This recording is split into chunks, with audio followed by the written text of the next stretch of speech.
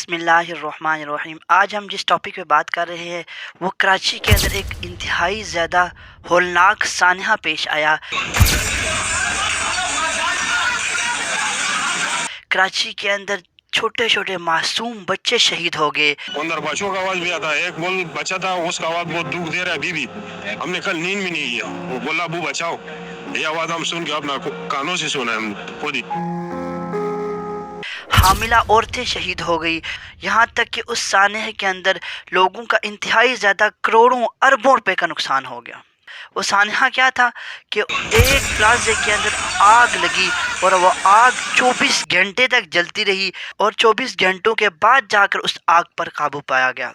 अब इस आग पर काबू पाने में इतनी ताख़ीर क्यों हुई, ये हम इस वीडियो में देखेंगे। मैंने अपनी सर्विस में पहली बार देखा है कि मार्केट जल रही है और हम खड़े हैं बेबस। क्यों? पानी ही नहीं है ना, गाड़ी नहीं है पीछे। और मैं आपको एक और बात भी वीडियो के शुरू में बता देता हूँ। मैंने कल शाम की न्यूज़ सुनी है, उसके अंदर ये बताया जा रहा था अब तक उस मलबे में से मैयतें निकाली जा रही हैं, अब तक उस मलबे में से लाशें निकाली जा रही हैं। ऑपरेशन जारी है और एक दुकान से 25 से 30 लाशें मिलने की इतला है। 17 जनवरी को ये सानहा पेश आया था और 33 घंटे बाद आग पर काबू पाया गया था। आप अंदाज़ा करें कितनी सख्त आग लगी थी। जनवरी की रात को सारे अफराद आम रूटीन के मुताबिक वहाँ पर ख़रीदो फ़रोख्त में मशगूल थे। कस्टमर भी वहाँ पर चीज़ें ख़रीदने जा रहे थे और जो दुकानदार थे वो भी अपनी चीज़ें फ़रोख्त करने में मशगूल थे। और रात के 9:45 बजे तक अक्सर दुकानदार अपनी दुकानें बंद कर चुके थे और कुछ दुकानदार ऐसे थे उस वक़्त भी उनकी ख़रीदो फ़रोख्त जारी थी। ठीक 9:45 बजे एक शॉर्ट सर्किट होता है। उस शॉर्ट सर्किट में से चंद आग की चिंगारियां निकलती हैं और करते करते वो आग इंतहाई ज़्यादा बढ़ जाती है, पूरी दुकान को आग लग जाती है। और फिर वहाँ के अफराद सामान उस आग से दूर करते हैं। अगरचे वो सामान दूर कर रहे थे लेकिन वो आग इंतहाई शदीद थी। उस इंतहाई शिद्दत की आग ने बाकी दुकानों को भी अपनी लपेट में ले लिया और करते करते करते ये आग इतनी ज़्यादा शदीद थी कि 24 घंटों तक ये आग लगी रही और पूरा के पूरा प्लाज़ा, जिसे गुल प्लाज़ा कहा जाता है, वो जल कर राख हो गया। और सिर्फ यही नहीं, सिर्फ प्लाज़ा नहीं जला बल्कि वहाँ पर लाखों लोगों का नुकसान तो हुआ ही, करोड़ों अरबों रुपए का नुकसान हुआ ही। लेकिन वो वक्त ऐसा था, रात का वक्त था, प्लाज़ा बंद हो रहा था और अक्सर प्लाज़े के दरवाजे बंद किए जा चुके थे। और जब ये शॉर्ट सर्किट हुआ, आग लगी, तो तमाम अफराद ने बाहर भागने की कोशिश की। अफरा तफरी का आलम हो गया। तमाम अफराद एक दूसरे को धक्का देकर बाहर जाने की कोशिश करते। जो ही वो दरवाजे के पास पहुंचते, देखते आगे एग्ज़िट पॉइंट ब्लॉक हो चुका है, यानी दरवाज़ा बंद हो चुका है। फिर दूसरे दरवाजे की तरफ ला कर लपकते, वो भी बंद हो चुका है।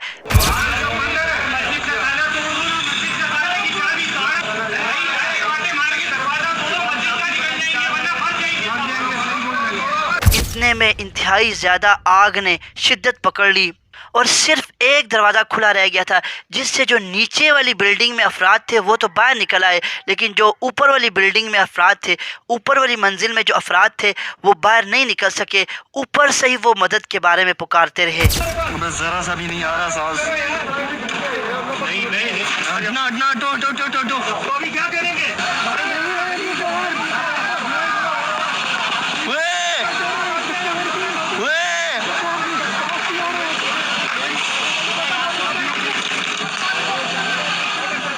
लेकिन उनकी मदद नहीं की जा सकी। आप अंदाज़ा करें, फायर ब्रिगेड की गाड़ियां इतनी लेट पहुंची कि काफ़ी ज़्यादा आग लग चुकी थी।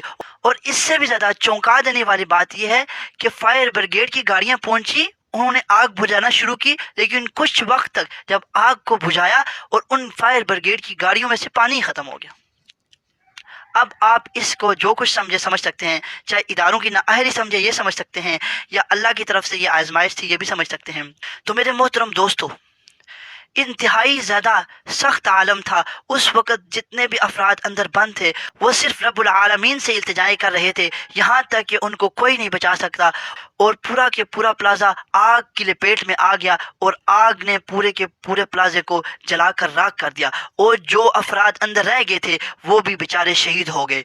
اور ان میں سے ایک لڑکا ایسا تھا جو فائر بریگیڈ کی گاڑی کے ساتھ آیا تھا، یونیفارم پہن کے گیا، اور وہ جو اندر گیا، جیسے ہی اندر گیا پلازا اتنا جل کر راکھ ہو چکا تھا، بوسیدہ ہو چکا تھا. جیسے ہی وہ اندر گیا اور افراد کو وہاں سے نکالنے کے لیے آگ سے، تو وہ پلازا جو بوسیدہ ہو چکا تھا اس کی ساری کے ساری کنسٹرکشن ایسے نیچے زمین پر آ کر گر گئی. وہ بیچارہ نوجوان بھی شہید ہو گیا. اب ہم بات کرتے ہیں جو فائر بریگیڈ کی گاڑیاں لیٹ پہنچی. یہاں پہ آپ خود اندازہ لگا سکتے ہیں کہ جب بھی کسی جگہ پر آگ لگتی ہے تو سب سے پہلے الارم بجایا جاتا ہے فائر بریگیڈ والی گاڑیوں کی طرف. ان کی طرف اعلان کیا جاتا ہے کہ آپ جلدی سے فلاں جگہ آگ لگی ہے، فوراً وہاں پہ جا کے پہنچے. لیکن جب ان کو اطلاع ملی اس کے بعد وہ آتے آتے ان کو غالباً 1 گھنٹہ لگ گیا پہنچتے پہنچتے. اور 1 گھنٹے میں آپ کو پتہ ہوگا آگ جب بڑکنا شروع ہوتی ہے شدت اختیار کر جاتی ہے، تو اسی شدت کی آگ نے پورے پلازے کو لپیٹ میں لے لیا. اور جب فائر بریگیڈ کی گاڑیاں پہنچی اور وہ انہوں نے آگ بجھانا شروع کی تو اس میں سے پانی ختم ہو گیا. اس کے ساتھ ساتھ جو فائر بریگیڈ میں کام کرنے والا ایک شخص تھا، اس نے اپنے کمپنی کے بارے میں، اس نے اپنے اس ادارے کے بارے میں بتایا کہ انتہائی زیادہ برا حال ہے. 500 افراد صرف کراچی کے سٹی کے اندر فائر بریگیڈ والے ادارے میں کام کر رہے ہیں. ان میں سے کچھ ایسے افراد ہیں، اس نے بتایا کہ 200 افراد ایسے ہیں جو گھر میں بیٹھے ہیں، کام کرنے کے لیے آتے ہی نہیں ہیں، اس کے باوجود بھی وہ تنخواہیں لے رہے ہیں. میں نے اپنی سروس میں پہلی بار دیکھا ہے کہ مارکیٹ جل رہی ہے اور ہم کھڑے ہیں بے بس. کیوں؟ پانی نہیں ہے نا، گاڑی نہیں ہے پیچھے. ٹوٹل تمام کراچی کا تو سر تقریباً 500 ہوگا، بس 500 لوگ ہوں گے. اس میں سے 200 لوگ ریلیز ہیں جو گھر پہ بیٹھ کے تنخواہیں لے رہے ہیں. اور کنٹرول آپریٹر جو بیٹھے ہوئے تھے وہ ایسے ناہل قسم کے تھے کہ انہوں نے گاڑیاں بھیجی نہیں اور آگ جو ہے بڑھ گئی. آپ کو کیا لگتا ہے لیٹ ہونے کی وجہ کیا تھی؟ لیٹ ہونے کی وجہ سر یہ بس آپریٹر کی نااہلی ہے. بڑی مشکلوں سے میں جب باہر آیا تو سانس بالکل بند تھا، سانس نہیں لے پا رہا تھا. اس کے بعد جو ہے بس دواروں کے سہارے میں یہاں تک آیا ہوں، سیڑھیوں تک. یہ جب سیڑھیوں سے باہر آیا تو مجھے بھی ہاسپٹل لے گئے. اب آپ خود سوچ سکتے ہیں یہ کس کی غلطی ہے، کیا ادارے کی اپنی غلطی ہے یا یہ ہمارے اوپر جو حکمران اللہ رب العزت نے مسلط کیے ہیں ان کی غلطی ہے.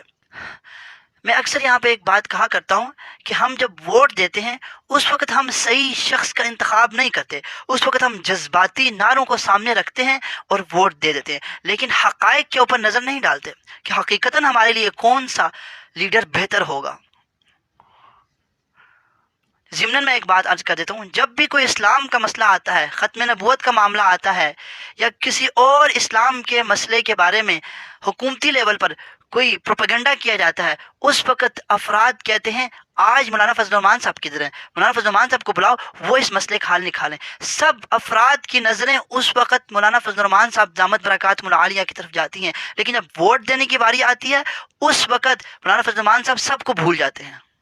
لہٰذا ہمیں اس بات کی طرف بھی غور کرنا چاہیے کہ ہمیں کس لیڈر کو چننا چاہیے، کون سا لیڈر ہمارے لیے بہتر ہے. ان تمام چیزوں کو مد نظر رکھنا چاہیے. میں ان تمام افراد سے جو افراد اس سانحے کے اندر شہید ہو گئے، اللہ رب العزت ان کی شہادت کو قبول فرمائے، اللہ رب العزت ان کی مغفرت فرمائے، اللہ رب العزت ان کے درجات کو بلند فرمائے، ان کے لواحقین کو صبر جمیل عطا فرمائے، اور جن جن افراد کا نقصان ہوا ہے اللہ رب العزت ان کو اس نقصان کا نعم البدل عطا فرمائے. اور اگرچہ کراچی کی گورنمنٹ نے یہ کہا ہے کہ ہم ہر فرد کو جس کا کاروبار تھا اس پلازے کے اندر 1-1 کروڑ روپیہ دیں گے، اللہ کرے وہ اس بات میں مخلص رہیں، وہ ان کو 1-1 کروڑ روپیہ دے دیں، لیکن 1-1 کروڑ دینے سے بھی کیا ان کے مسائل حل ہو جائیں گے؟ اربوں کا کاروبار تھا ان کا، وہ سب کا سب ان کا اربوں کا کاروبار ڈوب گیا، ختم ہو گیا، لوگوں کے چولہے بجھ گئے، پورا کے پورا گھر چلا کرتا تھا اس کاروبار کے ذریعے، پورا کے پورا خاندان اس کاروبار کے ذریعے چلا کرتا تھا ان کا. تو اب وہ بالکل ختم ہو ہو چکا ہے. جب اس طرح کے سانحے ملک کے اندر پیش آتے ہیں اس وقت ہمیں اس بات کی طرف بھی غور کرنا چاہیے، کیا ہم اپنی سیفٹی خود بھی کرتے ہیں؟ ہمیں آج صرف حکومت پہ نظر ہوتی ہے کہ حکومت ہمارے مسائل حل کرے گی. ہمیں چاہیے کہ ہم اپنی مدد آپ کے تحت خود بھی اپنے لیے کوئی سہولت کا انتظام کریں تاکہ اس طرح کے سانحے کے اندر اپنی مدد آپ کے تحت بھی ہم کچھ اپنے آپ کو بچا سکیں. جب بھی کوئی بلڈنگ بنائی جاتی ہے اس کے اندر ایک سسٹم رکھا جاتا ہے جس کے ذریعے سے جیسے ہی ہلکی سی آگ کا دھواں بھی اس سسٹم تک پہنچے تو فوراً سے پانی کے فوارے چھٹنا شروع ہو جاتے ہیں. پورے پلازے کے اندر پائپ لائن بچھائی جاتی ہیں جس میں پانی ہی پانی ہوتا ہے. جب کسی جگہ ہلکی سی آگ لگتی ہے اس سے دھواں نکلتا ہے، جیسے ہی وہ دھواں چھت پر لگے اس سسٹم کے ساتھ ٹچ کرتا ہے تو الارم بج جاتا ہے اور آٹومیٹکلی وہ پانی کا فوارہ وہاں سے نکلنا شروع ہو جاتا ہے اور اس پانی کے ذریعے وہ آگ جو ہے نا وہ ختم ہو جاتی ہے، بھڑکتی ہی نہیں ہے. کیا ہمارے پاکستان کے جتنے بھی مالز ہیں ان میں یہ سسٹم لگایا گیا ہے؟ جتنے بھی پلازے ہیں کیا ان میں سسٹم موجود ہے؟ ہمیں اس طرف بھی غور کرنا چاہیے کہ ہم اپنی سیفٹی خود بھی کیا کریں. اور اس کے ساتھ ساتھ اگر ہم دیکھیں تو ایک خاص قسم کا پاؤڈر ملتا ہے، ایک خاص قسم کا کیمیکل ہوتا ہے. آپ نے اکثر دیکھا ہوگا پیٹرول پمپ کے اوپر ریڈ کلر کے سلنڈر پڑے ہوتے ہیں جس کے ذریعے آگ بجھائی جاتی ہے. اس طرح ہمیں سیفٹی کے طور پر اگر ہم بزنس کر رہے ہیں، اتنا زیادہ اللہ کے فضل سے اس بزنس کے ذریعے ہمیں پروفٹ ہو رہا ہے، ہم اس پروفٹ میں سے کچھ پیسے نکال کر اپنی سیفٹی کے لیے بھی خرچ کر سکتے ہیں، اپنی سیفٹی کو بھی مد نظر رکھ سکتے ہیں. ان چیزوں کا بھی خیال رکھنا چاہیے، ہمیں کرنی چاہیے. اور میں ایک دفعہ پھر ان افراد سے تعزیت کرتا ہوں جن کا اتنا زیادہ نقصان ہوا، اور وہ افراد جو دنیا سے رخصت ہو چکے، اللہ رب العزت ان کی بخشش فرمائے اور اللہ رب العزت ان کے درجات کو بلند فرمائے. حدیث میں آتا ہے جو جل کر فوت ہو گیا یا پانی میں فوت ہو گیا، اللہ کے نبی صلی اللہ علیہ وسلم نے ارشاد فرمایا وہ شہید ہوتا ہے. اللہ رب العزت ان افراد کی شہادتوں کو قبول فرمائے. وما علینا الا البلاغ المبین.